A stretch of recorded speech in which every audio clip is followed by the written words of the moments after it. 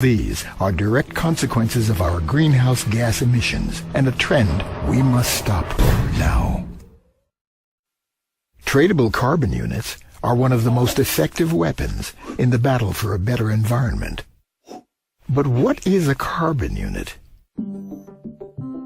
A carbon unit is a permit to emit 1 ton of CO2. This is equal to the emissions of a one-way flight from Oslo to Bangkok for one person, or 5 months of driving by an average Norwegian motorist. So how does the emission trading scheme actually work? The emission trading scheme determines how much CO2 and other greenhouse gases we can emit. In 1997, most of the countries in the world signed the Kyoto Protocol.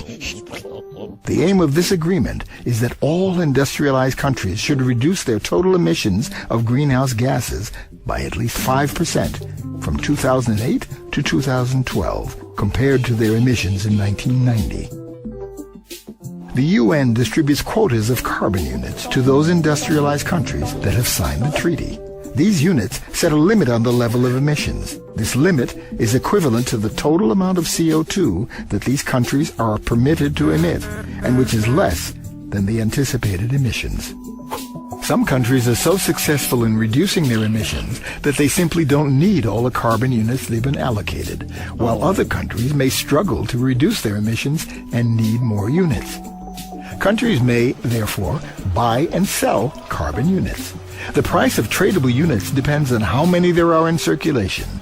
Similar to a stock exchange, prices vary according to supply and demand.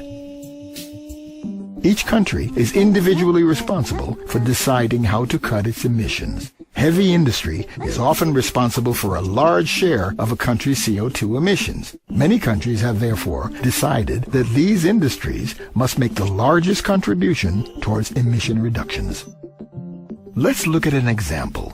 Factory A and B have both been allocated carbon units by their authorities.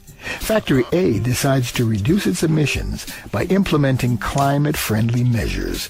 Their reduction efforts are in fact so successful that they have carbon units to spare. These can then be sold.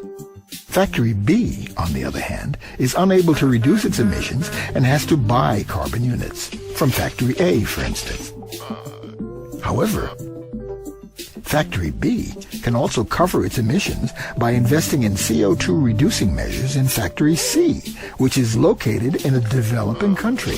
Although this country does not have any obligations under the Kyoto Protocol, the UN can still approve the emission reductions and give Factory B carbon units equivalent to the reductions in Factory C. So, regardless of whether Factory B buys units from Factory A or C, the result is reduced emissions.